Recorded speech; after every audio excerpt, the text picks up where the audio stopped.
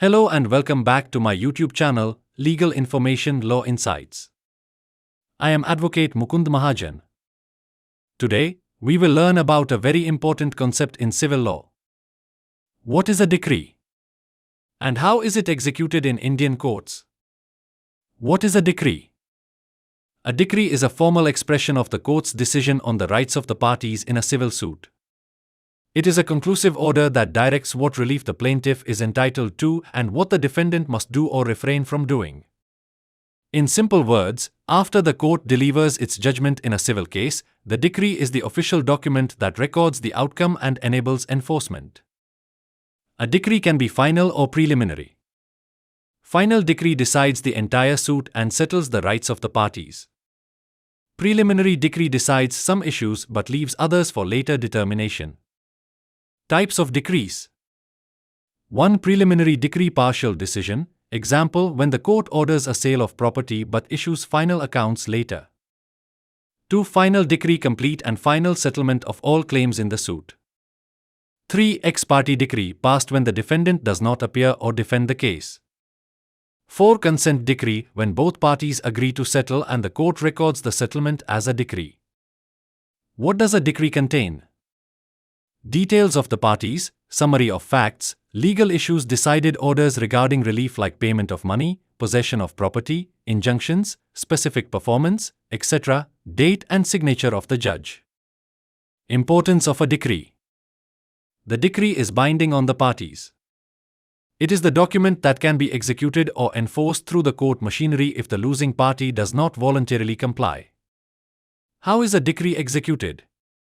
Execution of decree means enforcing the court's order so that the winning party receives the relief granted by the court. Step 1. Filing execution petition.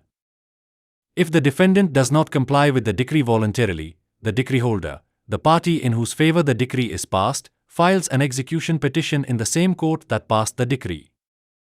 Step 2. Court issues notice to judgment debtor. The court sends a notice to the judgment debtor, losing party, asking them to comply or appear before the court.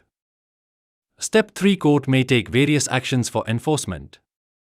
Attachment of property. The court can attach movable or immovable property of the judgment debtor. Sale of attached property. Auction the property to recover the dues.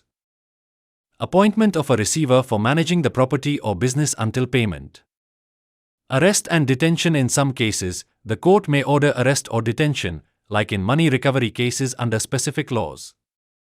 Delivery of possession. Direct the defendant to hand over possession of property or goods. Salary or bank account attachment. Direct employer or banks to attach salary or bank funds. Step 4. Compliance and satisfaction of decree. Once the decree holder receives the relief or payment, the execution proceedings conclude. The court issues a satisfaction certificate stating that the decree has been executed. Important points to remember. Execution proceedings are separate from the main suit. The judgment debtor has limited defenses in execution, mainly payment or some procedural irregularities. The decree holder can also seek interim relief like temporary injunctions during execution. Execution is governed by Order 21 of the Code of Civil Procedure, 1908 in India. Conclusion. Understanding what a decree is and how it is executed is crucial because a decree is not just a judgment, it is a legally enforceable order. Without execution, the winning party may not get the justice intended by the court's decision. Knowing execution helps citizens understand their rights and remedies when faced with legal disputes. Thank you for watching this video. If you found it informative, please like, subscribe, and share your thoughts in the comments. Don't forget to hit the bell icon for more legal insights. I will meet you in the next video soon. Jai Hind. Jai Bharat.